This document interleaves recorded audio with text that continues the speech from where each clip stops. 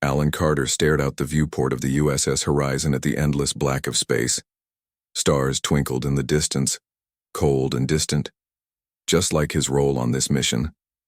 He adjusted his uniform collar and checked his tablet one more time.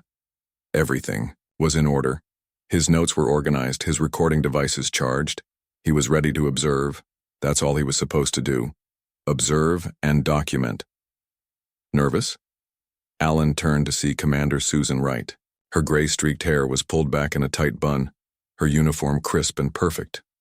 "No, ma'am." Alan lied. "Just preparing." Susan nodded. "Remember your instructions, Carter. You're here to document the meeting between the Galactic Alliance and the Zorians. Take notes. Record everything, but do not engage. You're a witness, nothing more."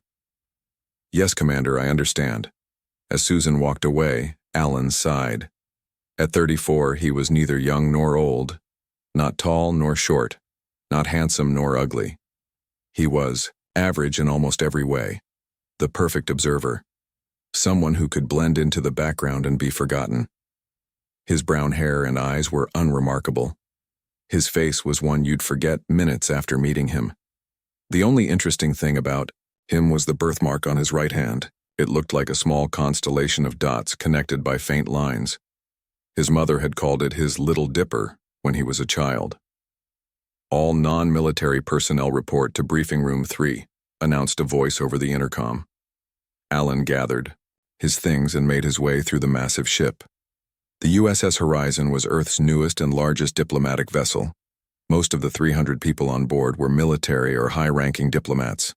Alan was neither, just a civilian contractor with a talent for languages and taking detailed notes. In the briefing room, he found a seat near the back, perfect for observing. Around him sat representatives from Earth's diplomatic corps and civilian specialists.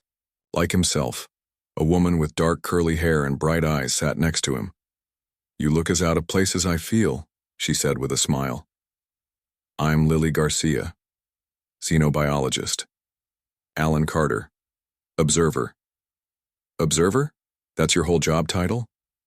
Alan nodded. "I document things, take notes, stay out of the way." "Sounds lonely." Before Alan could answer, the room quieted as Admiral John Perry entered. Tall and commanding, he stood at the front of the room with his hands clasped behind his back. "We'll reach the neutral zone in 6 hours," the Admiral announced. "This meeting with the Zorian Empire may be our last chance to avoid war." The room grew tense. Everyone knew about the Zorians. For the past 3 years, they had been expanding their territory, taking over smaller worlds at the edge of known space. The Galactic Alliance, a loose union of 17 different species including humans, had tried to negotiate, but the Zorians were aggressive and unpredictable. "The Zorians have agreed to send one diplomatic vessel," Admiral Perry continued. "We will host their representatives, along with members of the Galactic Alliance Council. Your job is to make this meeting successful." As the briefing continued, Alan took notes, not just about what was said, but about how people reacted. The nervous tapping of fingers, the worried glances, the subtle signs of fear. Later, in the ship's dining hall, Lily found him again. "Mind if I join you?" she asked, setting her tray down. Alan shook his head. "Please do." "So, an observer. What exactly do you observe?" Alan smiled slightly. "Everything. How people talk, how they move, what they don't say but clearly think. I've spent my life watching and noting the small details others miss." "Sounds like you should have been a spy. Too exciting. I prefer to stay in the background." Lily leaned forward. "Do you know much about the Zorians?" "Only what's in the official reports.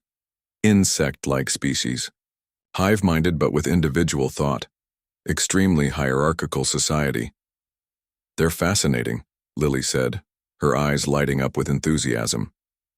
"Their biology is unlike anything we've seen before. Their exoskeletons can withstand extreme pressures and temperatures, and they communicate through a combination of sounds, pheromones, and body positions. You seem to know a lot about them." "That's my job. Understanding alien biology helps us understand their culture and thinking." She paused. "The Zorians are dangerous, Alan. Not evil, but different. They see expansion as necessary for survival. They don't understand our concept of peaceful coexistence. Alan nodded, making mental notes of everything she said. Over the next few hours, Alan prepared for the meeting. He studied the profiles of all attending species and reviewed diplomatic protocols. When the ship's announcement came that they had arrived at the neutral zone, he made his way to the observation deck. Through the large windows, he could see the ships of the Galactic Alliance already in position. Vessels of different shapes and sizes, representing the 17 member species. Earth was the newest member, having joined only 20 years ago when humans first ventured beyond their solar system. Zorian vessel approaching, announced the ship's AI. But when Alan looked out, his heart sank. It wasn't one vessel. It was a fleet. That's not right, Lily whispered beside him. They agreed to one ship. The command center erupted in activity. Officers rushed to stations. Alarms sounded. Through the chaos, Alan watched the Zorian ships. Something about their formation seemed odd. All non-essential personnel returned to quarters immediately, commanded a voice over the intercom. But Alan couldn't move. He kept watching the Zorian ships. They weren't in attack position. They were arranged in a pattern that seemed ceremonial. Admiral Perry and Commander Wright rushed past, heading to the bridge. On impulse, Alan followed them. "Sir," he called to the Admiral. "The Zorian ships, they're not in attack formation." Admiral Perry barely glanced at him. "Return to your quarters, observer," but Alan persisted. "Please, sir, look at their positioning. It's not strategic from a military standpoint. It's like they're forming an honor guard." That made the Admiral pause. He studied the display showing the Zorian fleet. "What are they doing?" Commander Wright muttered. The communication officer called out, "Incoming transmission from the Zorian command ship." On the main screen appeared the face of a Zorian. Its exoskeleton was dark green with gold markings. Multiple compound eyes glittered like jewels. Mandibles clicked as it spoke, the ship's translation system converting the sounds to English. "I am Supreme General Kovacs of the Zorian Empire," the alien announced. "We come seeking the observer. Our prophecies speak of this meeting." The bridge fell silent. Admiral Perry stepped forward. "This is Admiral John Perry of Earth Vessel Horizon. We agreed to a diplomatic meeting with one ship, not a fleet." The Zorian's eyes seemed to look past the Admiral, scanning the bridge. Then, its gaze fixed directly on Alan, standing in the background with his tablet in hand. "The observer," Kovacs said, his voice filled with what sounded like reverence. "The silent watcher has come as foretold." Every eye on the bridge turned to Alan. He felt his face grow hot with embarrassment and confusion. "Me?" he whispered. "But I'm just here to take notes." The bridge of the USS Horizon fell into stunned silence. Alan stood frozen, his tablet clutched tightly in his trembling hands. Everyone stared at him, their faces showing confusion and suspicion. Admiral Perry recovered first. "There must be some mistake. This man is Alan Carter, a civilian observer. He has no special status." The Zorian commander, Kovacs, clicked his mandibles. His compound eyes remained fixed on Alan. "There is no mistake. The markings are as foretold." The silent watcher who sees all but speaks little, Commander Susan Wright stepped closer to Alan. "What markings?" Kovacs pointed with one of his forearms. The star pattern on his hand, the sign of the observer. Alan looked down at his birthmark, the little collection of spots that formed a pattern like a small constellation. His heart beat faster. "This is just a birthmark," Alan said quietly. "I was born with it." "As was written," Kovacs replied. "The observer will bear the stars upon flesh." Admiral Perry's face darkened. "Communication systems are failing across all channels except this one. Explain yourself, Kovacs. Is this some kind of trick?" The Zorian commander ignored the admiral. "We will speak with the observer alone." "Absolutely not," Commander Wright said firmly. Suddenly, alarms blared throughout the ship. A young officer called out from his station, "Sir, the Galactic Alliance representatives are evacuating their vessels. They believe this is a trap." On the screens around the bridge, they could see the Alliance ships beginning to move away. Some were already turning, preparing to jump to faster than light speed. We're losing control of the situation, Admiral Perry muttered. He turned to Alan. What did you do, Carter? Nothing, sir, Alan said, feeling his mouth go dry. I've never met a Zorian before today. I don't understand what's happening. The ship shuddered. Something was interfering with its systems. All non-essential personnel to escape pods, Admiral Perry ordered. Now. People began rushing from the bridge. Officers ran to their emergency stations. In the chaos, Lily appeared at Alan's side. Alan, we need to go, she said, tugging at his arm. But Alan couldn't move. He kept staring at the Zorian on the screen. Kovex was waiting, patient and still, his alien eyes never leaving Alan's face. Wait, Alan said, pulling away from Lily. Look at their ships. On the display screens, the Zorian fleet had changed position again. Now they formed a perfect circle around the horizon. If they wanted to attack, they would have done it already, Alan said. This formation, it's defensive. They're protecting us. Officer Frank Miller, who worked in communications, scoffed. And how would you know about alien battle formations, Observer? I don't, Alan admitted. But I've studied Earth's naval history. When ancient ships escorted a royal vessel, they formed similar patterns. It's not an attack position. Admiral, Perry studied the display. He might be right. They haven't fired a single shot. The communication system crackled. Kovex spoke again. The Observer understands. We await his words. Alan swallowed hard. Sir, I think I should speak with him. Absolutely not, Commander Wright said. You're a civilian with no diplomatic training. But he's asking for me specifically, Alan argued. And right now we're losing the Alliance representatives. We need to stabilize this situation. Admiral Perry hesitated, then nodded. Fine. But choose your words carefully, Carter. The fate of Earth might depend on it. Alan stepped forward, feeling the weight of everyone's stares. His hands were sweaty as he faced the screen. Supreme General Kovex, he began, his voice surprisingly steady. I am Alan Carter. I don't understand why you believe I am this observer from your prophecy. Can you explain? Kovex made a series of clicking sounds that the translator didn't convert. Then he spoke. For 10,000 cycles, our seers have spoken of a time when the Zorian Empire would reach its greatest expansion. At this time, the Silent Watcher would appear from beyond the stars, bearing the mark of the 7 lights upon his hand. Alan glanced at his birthmark again. The observer would not come as a warrior or ruler, Kovex continued, but as one who sees truth, one who watches and understands without judgment. Through the observer's eyes, the true path for our people would be revealed. And you believe that's me? Alan asked. You bear the mark. You stand in the shadows watching while others speak. The prophecy is fulfilled. The bridge remained silent. Alan could feel sweat trickling down his back. He had no idea what to say. Next, Lily stepped forward. May I? She whispered to Alan. He nodded gratefully. Supreme General Kovex, Lily said. I am Lily Garcia, xenobiologist of Earth. In our culture, we need time to understand new concepts. If Alan is your prophesied observer, what do you expect from him? Kovex seemed to consider her words. The observer will witness the great choice. His presence alone will guide our path. The great choice? Admiral Perry asked.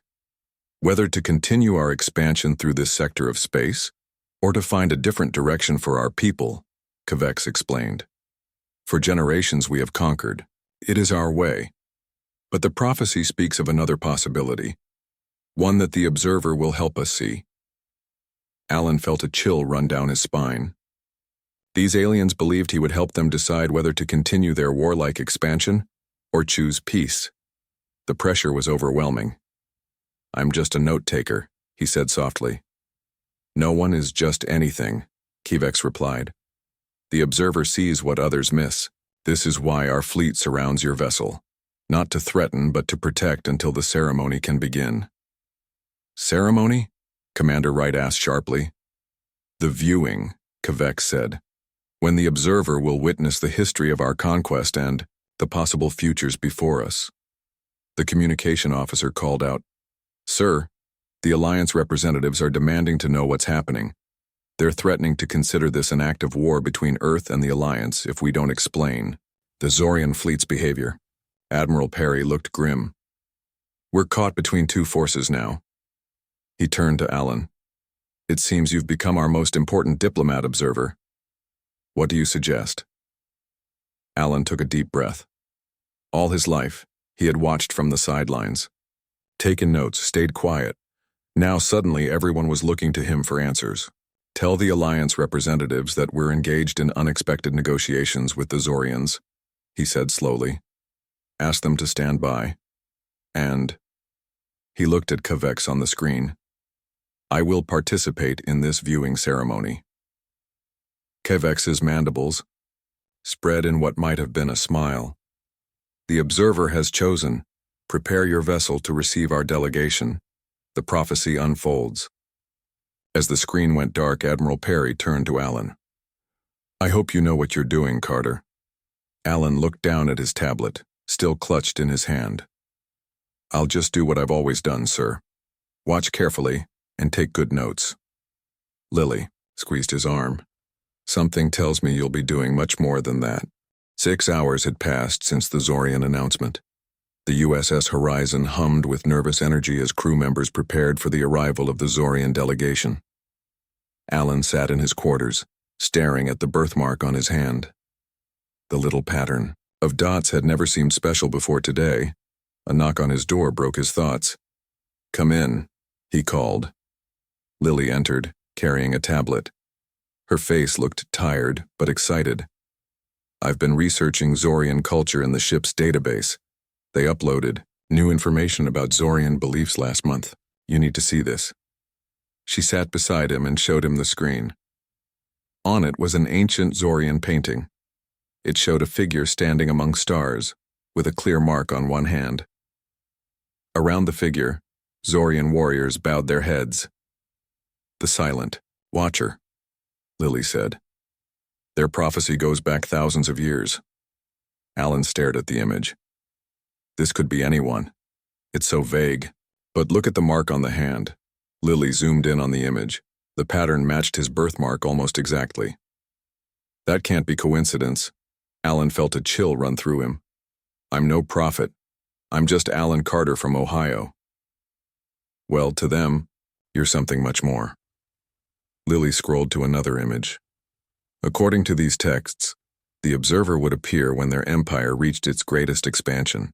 He would show them the truth of paths not taken and help them choose their future. But I don't know anything about their future. Maybe you don't have to. Lily put down the tablet.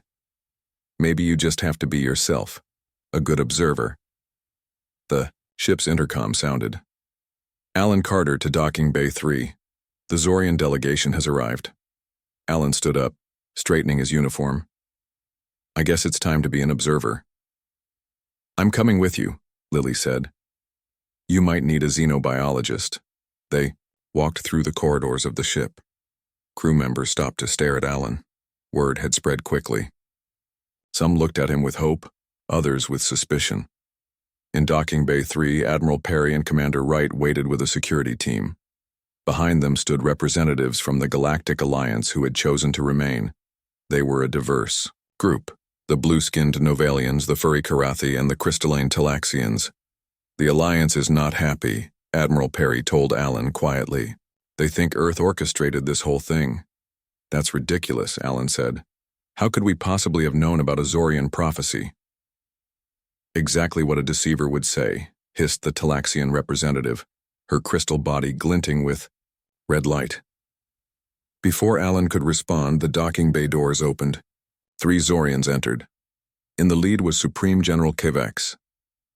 In person, he was much larger than he had appeared on the screen. His exoskeleton gleamed green and gold in the light. Behind him came 2 other Zorians, carrying ornate staffs. Kvex approached Alan and lowered his head in a bow. "The observer honors us with his presence." The Galactic Alliance representatives muttered among themselves. Supreme General, Alan said, trying to keep his voice steady. I'm happy to participate in your viewing ceremony, but I want to be clear. I don't know if I'm the person from your prophecy. Kavex made a clicking sound. Humility. Another sign. The prophecy states the observer would not recognize his own importance. One of the Alliance representatives, a Novalian with blue skin and 6 eyes, stepped forward. This is absurd.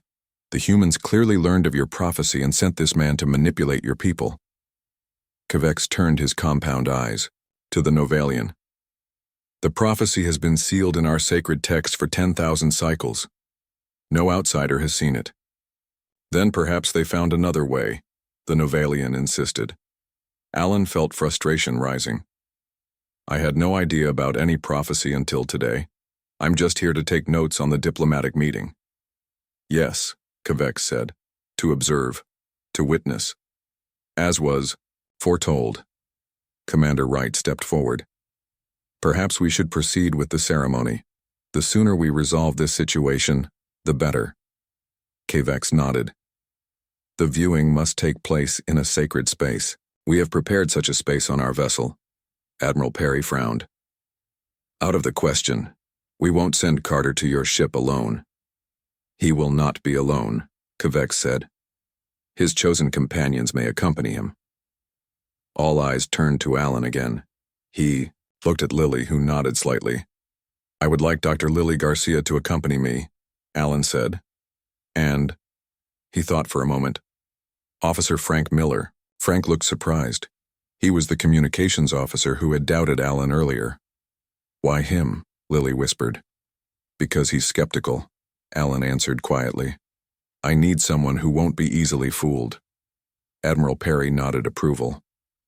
Miller, you'll be armed. If anything seems wrong, you get Carter out of there immediately. Yes, sir, Frank said, checking his sidearm. Kavex led them to a shuttle that would take them to the Zorian command ship. As they prepared to board, the Novalian representative approached Alan. Human, he said in a low voice. The Alliance is watching. If this is some plot between your species and the Zorians, we will not stand for it. Alan met the alien's 6 eyes, calmly. I'm as confused as you are, but I promise to find the truth. The shuttle ride was silent and tense. Through the viewport, Alan could see the massive Zorian fleet surrounding the Earth vessel and the few remaining Alliance ships. One wrong move could start a war. The Zorian command ship was enormous. Its interior was dimly lit with a reddish glow that made the green and gold of the Zorian exoskeletons stand out vividly. The ceilings were high, and the corridors wide to accommodate their large bodies. Kvex led them to a circular chamber in the heart of the ship. The walls were covered with symbols and images that seemed to tell a story. In the center of the room stood a large crystal sphere. The sphere of viewing, Kvex explained. Through it, the observer will see our past and potential futures. Lily studied the crystal with professional interest. Fascinating. Is it some kind of data storage device? Kvex clicked his mandibles. It is both more and less than that. It shows truth. Frank kept his hand near his weapon, eyes scanning the room. And how exactly does it work? The observer must place his marked hand upon the sphere, Kvex said. What he sees will guide us all. Alan approached the crystal cautiously. It looked like a simple glass ball about the size of a beach ball. Will it hurt? No, Kvex assured him. It merely shows what is, what was, and what might be. Alan glanced at Lily, who nodded encouragingly, and Frank, who remained vigilant. Taking a deep breath, he placed his right hand, with the birthmark, on the crystal. For a moment, nothing happened. Then the sphere began to glow with a soft blue light. The light spread up Alan's arm and surrounded his body. He gasped as images flooded his mind. Zorians fighting battles, conquering worlds, building their empire. He saw their history unfold at incredible speed. Then the visions changed. He saw possible futures. The Zorians continuing their conquest, until they met a force they couldn't defeat, resulting in their extinction. He saw another path where they changed their ways and joined the Galactic Alliance, sharing their knowledge and strength. And strangest of all, he saw ancient Earth, humans looking at the stars, and among them, observers from a primitive scientific outpost watching the early Zorians, human observers who had visited thousands of years ago and left an impression that became legend. When the visions faded, Alan found himself on his knees. Lily was beside him, holding his shoulders. Frank stood protectively in front of them both, weapon drawn but not aimed. "What did you see, observer?" Kvex asked, his voice filled with anticipation. Alan looked up at the alien leader, seeing him, with new understanding. "I saw the truth," he said simply, "and I know why your prophecy exists." The room fell silent as Alan's words hung in the air. Kvex and the other Zorians waited, their compound eyes fixed on him. Lily helped Alan to his feet, while Frank kept his position, alert for any threats. "Tell us what you saw, observer," Kvex urged. Alan took a deep breath. The visions from the crystal sphere still swirled in his mind, vivid and clear. "I saw your history, the battles you fought, the worlds you conquered. I saw how your empire grew over thousands of years." Kvex nodded. "This is known to us. But I also saw your future," Alan continued. "Two possible paths. In one, you continue to expand through conquest. You meet a force stronger than yourselves and your people are destroyed." The Zorians made clicking sounds of distress. Kvex raised a claw for silence. "And the other path?" he asked. "You change. You join with others instead of conquering them. You share your strength and knowledge, and your civilization thrives for many more thousands of years." Kvex considered this. The prophecy speaks of such a choice. But how do we know which path is true? Alan looked at the alien leader. "Neither path is certain, they're possibilities. But I saw something else too. Something about the prophecy itself." He turned to Lily. "The ancient humans who visited the Zorians, they weren't gods or prophets. They were scientists, observers like me." Lily's eyes widened. "Early space explorers? But our records show humans didn't achieve space travel until much later, I know," Alan said. "But what if some humans did? A small group perhaps who developed technology ahead of others but kept it secret.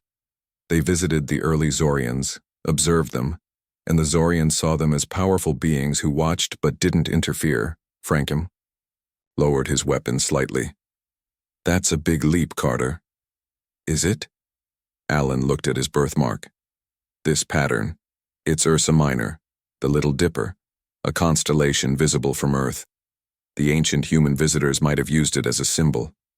Kvex moved closer. "You say our prophecy came from human visitors?" "I believe so," Alan said. "And they saw something in your people, a potential for greatness that could take different forms. They left the prophecy as a way to guide you when the time came to make a crucial choice." The chamber doors suddenly opened. A Zorian warrior rushed in, his exoskeleton battle-scarred. "Supreme General, the Alliance vessels are powering weapons." Kvex turned sharply. "Why?" "They believe this is a trap. A human ship approaches from the edge of the system." Alan exchanged worried glances with Lily and Frank. "What human ship?" Frank activated his communicator. "Miller to Horizon, what's happening out there?" Admiral Perry's voice came through, tense and strained. "The USS Defiant just arrived. They're not responding to our hails and they're moving into attack position. The Alliance thinks we planned this." Alan felt a chill. "We need to stop this now, or everything I saw in the vision, the war, the destruction, it will happen." Kvex turned to his warrior. "Prepare our fleet for defensive positions only. No aggressive actions." The warrior hesitated. "But Supreme General, if they attack, do as I command," Kvex said firmly. Alan stepped forward. "We need to return to the Horizon immediately. I have to speak with the Alliance representatives." Kvex nodded. "The shuttle is ready." As they hurried back to the docking bay, Lily kept pace with Alan. "What are you going to do?" "What I'm good at," Alan said. "Observe and report the truth." The ride back to the Horizon was tense. Through the viewport they could see the Alliance ships moving into formation. The USS Defiant, an Earth military vessel not part of their diplomatic mission, hovered at the edge of the fleet. When they docked with the Horizon, Admiral Perry and Commander Wright were waiting. "The situation is critical," Admiral Perry said. "The Defiant claims they received a distress call from us. The Alliance believes it's part of a human Zorian plot." "It's not," Alan said firmly. "Someone is trying to start a war." They hurried to the bridge. On the main screen, the Novalian representative glared at them with all 6 eyes. "Your deception is exposed, humans. You coordinated with the Zorians to trap the Alliance delegation." "That's not true," Alan said, stepping into view. "The Zorians came here because of their prophecy. Earth had nothing to do with it." "Then explain." "The arrival of your warship," the Novalian demanded. Alan looked at Admiral Perry. "Sir, can I speak freely?" The Admiral nodded. Alan turned back to the screen. "I believe someone is manipulating all of us. The Zorians, the Alliance, and Earth. Someone who wants war," the Novalian scoffed. "Convenient excuse." "No, listen," Alan insisted. "When I touched the Zorian viewing crystal, I saw visions of possible futures. In one, a terrible war destroys both the Zorian Empire and the Galactic Alliance. Who would benefit from such a war?" The bridge fell silent as people considered his words. Lily stepped forward. "The Talaxians." All eyes turned to her. "The crystalline species," she explained. "Their biology is similar to the Zorian viewing crystal. They might be able to influence it, plant false visions." Frank nodded slowly. "And the Talaxian representative was the most vocal about human deception." Alan remembered the red glow from the Talaxian's crystal body. "Where is the Talaxian representative now?" Officer Miller checked his console. "She returned to her ship after you left for the Zorian vessel." Admiral Perry frowned.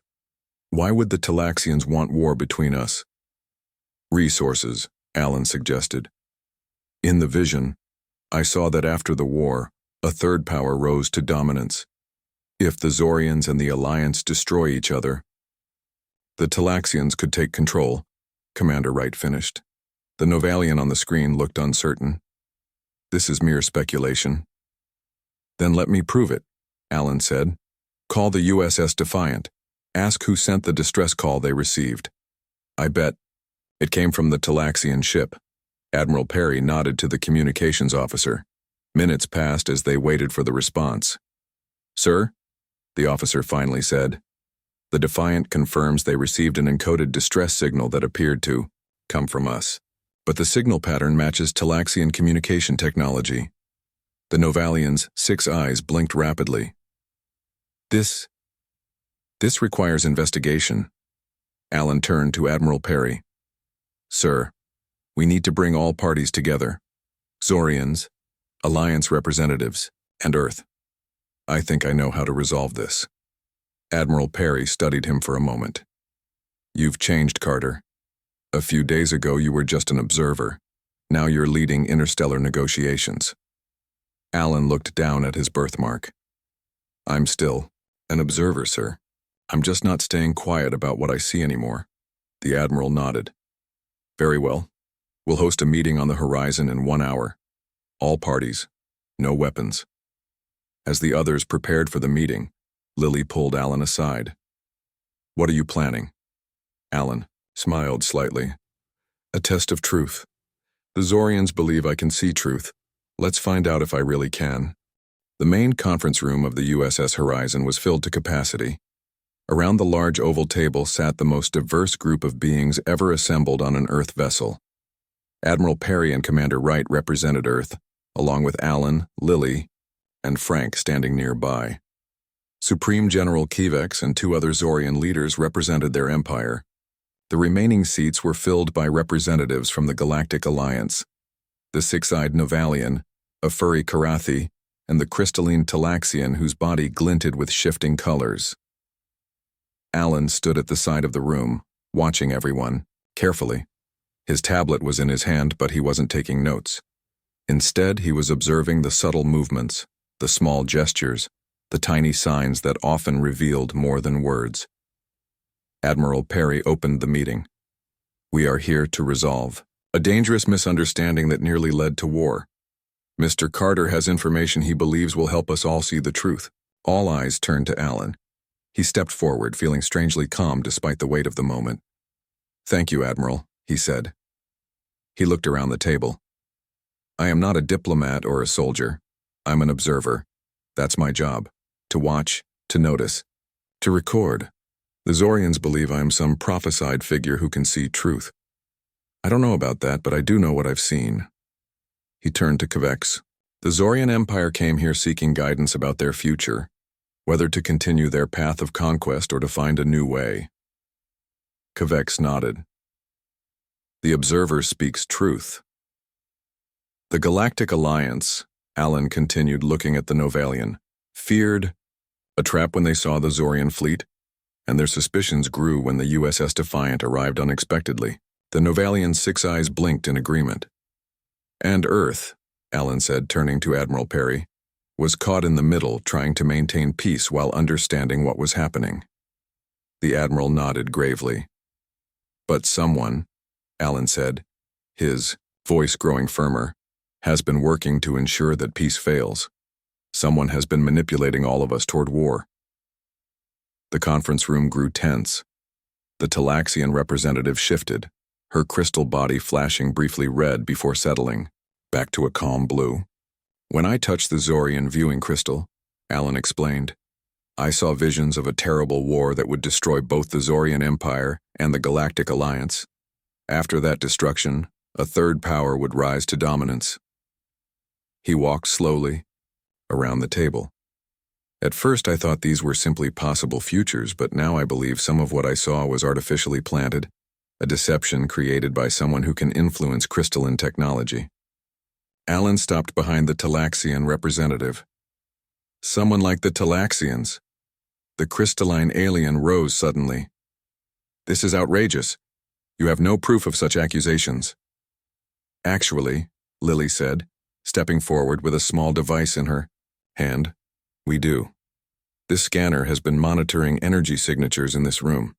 It's detected subtle signals coming from your crystalline form, signals that match the pattern of the false distress call sent to the USS Defiant."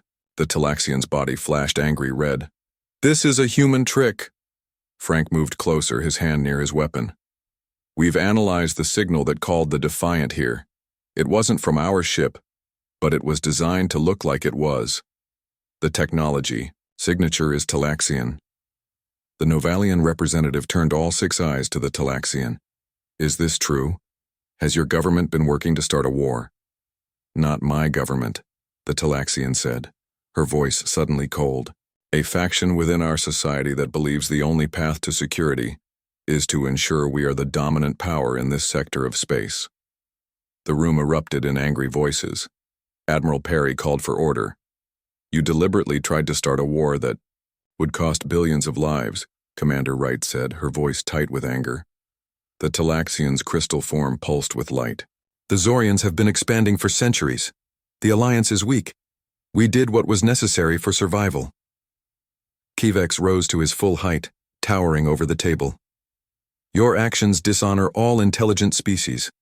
War should be the last choice, not the first." Alan watched the Talaxian carefully. Something in her posture changed, a slight shift that made him step back.